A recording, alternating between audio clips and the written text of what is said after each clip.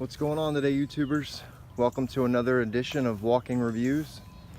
Today we're going to be taking a look at a knife that is actually not mine. A friend of mine sent it to me and asked me if I would like to do a review on it, and I said hell yeah. It's a really great, really great knife. Super like dressy. Just very well made, but we'll get into all that a little bit later. So this is a knife by Steve Skiff, who is a custom knife maker by trade. He's been doing it for a while. He's been around for quite a while, and you really can tell from his work. So let's get into the specs real quick before I get ahead of myself. 3.5 inch blade. I don't know specifically. It says on his website that the base steel is CPM 154. I don't know the exact specs of this blade steel. Like, I don't know if my friend had upgraded blade steel or anything like that. So I'm gonna go with CPM 154. And you can see on the primary bevel and then the top swedge, there is a hand rub satin finish with a mirror polish on the flats. Drop point blade, just a gorgeous, I love that combination of the polish and then that gorgeous satin finish as well. So as far as usability, obviously we're in a drop point configuration here.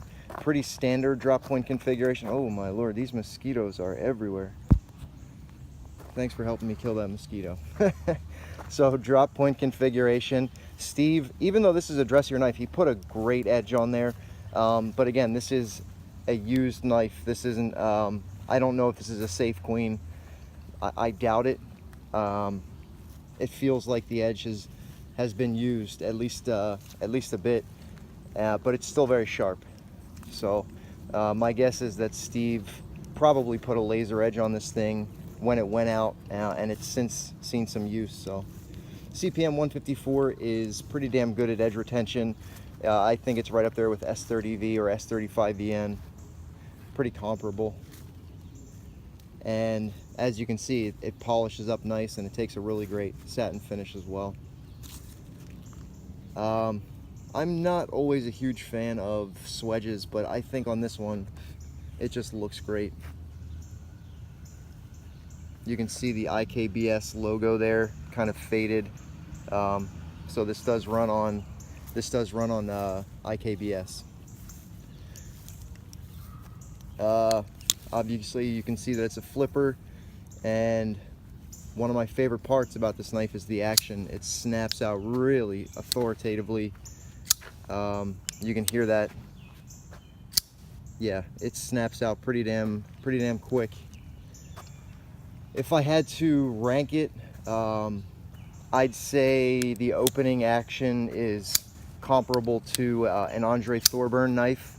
It's got that same sort of snap to it, and that same sound when it snaps open.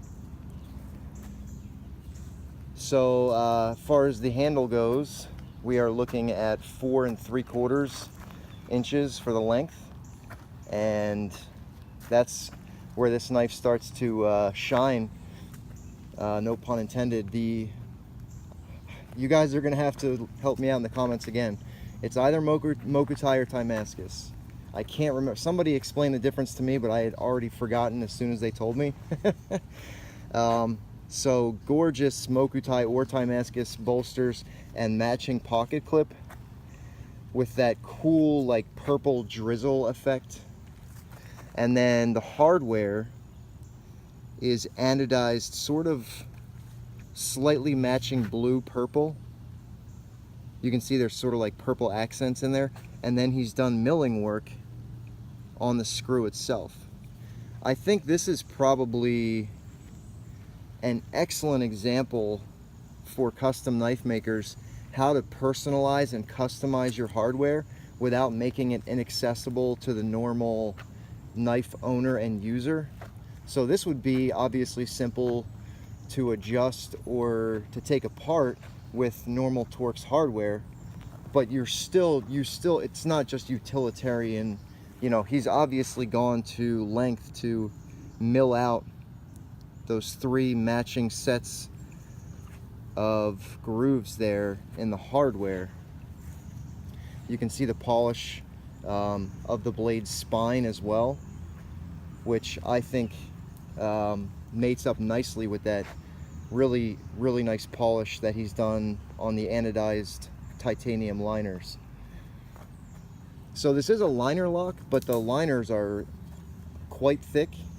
So when this locks up, it feels like total bank. I mean, this is a beefy knife, probably a little beefier than my personal tastes would warrant me to carry, but man, does this thing feel significant. I mean, this feels really really well done, and like you could put it through pretty much anything and it would come out the other side. Yeah, just really well done, nice thick liners, pretty thick carbon fiber that is, as far as I can see, completely void free, and he's also done that at a high polish. And then you have the perfect, I mean, I see a lot of knife videos where they talk about the matings, but these are probably the best matings I've ever seen between 2 materials. Not only can you not feel it, you really can't even see it at all. Like, just completely seamless, the transition between the carbon fiber and the bolster. Extremely well done. I like the configuration of this pocket clip. I really like, he's obviously done some extra work here and milled the groove. I like the way it sits fairly low in the pocket, maybe a little bit more than 1/4 of an inch protruding when it's in your pocket. I like the length too. It's not like a stubby little, it's got some length to it. So you can see here the lines of this knife are just exceptionally well done. The way it's almost symmetrical, the way that the drop to the drop point falls down, and the same line here in the butt of the handle. But then you know what I'm saying? The lines almost look exactly symmetrical. If it weren't for just this little ramp here on the spine of the blade, that almost makes it look harpoonish. Yeah, he's done the same blue anodizing to all of the hardware that he did to the pivot hardware. You can see inside, the light's not great today. I should have probably done it on better, but he's jeweled the inside of the liners, anodized the standoffs, that same kind of blue purple. Man, the polish looks great. It is a little bit of a fingerprint magnet though. There is a run of jimping here, and it almost, to me, I was like, that doesn't make any sense. But it really, I've grown to like it because it fits the thumb perfectly. So when you're going to unlock the knife, like if you just look at it, it looks like maybe a vestigial thumb stud groove. Like this knife was originally designed to be a thumb stud opener, but it does have a function, and that is to make it easier to get your thumb in there to unlock the knife. And I gotta say, I'm a fan. As far as fit and finish goes, let's see here, get this focus. Centering is, I'd call that pretty much dead center.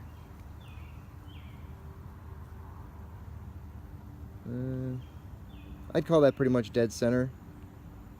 The lockup, like I said, is just awesome. Completely, the liner, that thick liner, is completely engaged onto the blade, and he's done a really good job with the lock geometry. There's just the tiniest like hint of a little bit of stick, and it wasn't there when I got it, so I'm thinking it's probably the humidity out here that's causing it to have that little bit of stick today. Because when I took this out of the pouch, it didn't have any stick at all. Let's see. Weight-wise, this is a pretty significant knife. You're looking at close to 6 ounces. Not quite 6 ounces.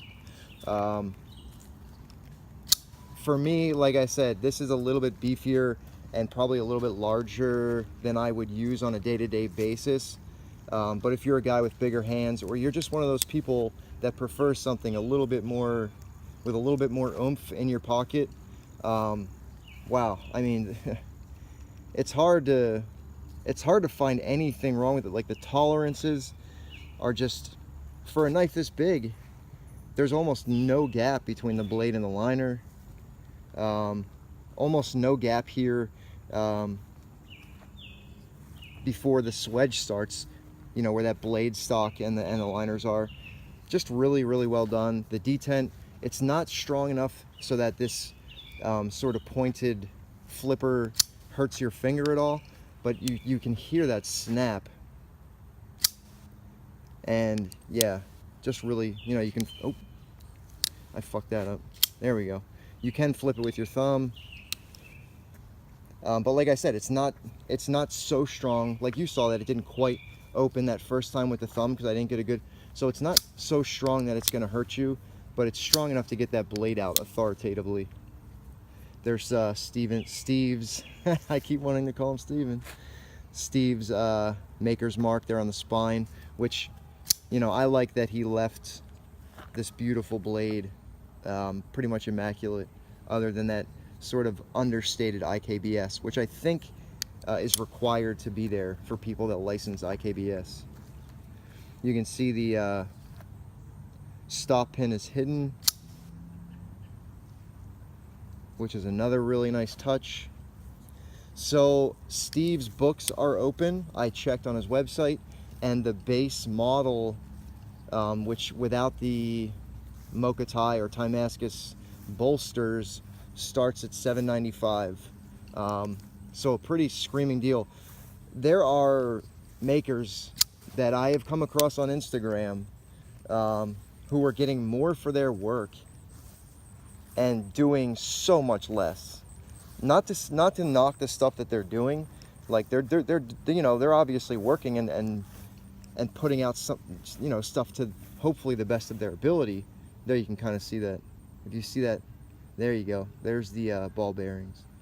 But you're getting less than this guy is giving you in his base model. Like, this is obviously meticulous work that he's doing. You know what I mean? Everything is rounded or polished, or, you know, everything has been thought of. So I really always appreciate that for makers, that the guys that think of everything. They don't, nothing goes into the knife that hasn't, oh, there you can see the jeweling of the liners a little bit better. Yeah, nothing, I mean, the standoffs, everything, he's obviously thought about everything when it comes to this knife, and it shows. So, you know, a shout out to my buddy for lending me this knife. I really, really enjoyed pocketing this and carrying it for a week. I would probably have already emailed Steve for one if it wasn't a little bit out of my size range, so really appreciative. If you guys have a guest blade that you'd like to see on the channel, you can feel free to contact me. The reason I haven't done that before now is because I worry that I'm going to do something to screw the knife up, or that it'll take me too long, because sometimes I lose the motivation to come out and do the videos, or I have so many other knives that I have to get to. But this one I absolutely wanted to do. When I saw it, I was like, yep, send it right now. So yeah. Alright guys, that's gonna do it for this review of the Steve Skiff Accomplice. Hope you enjoyed it. Catch you soon.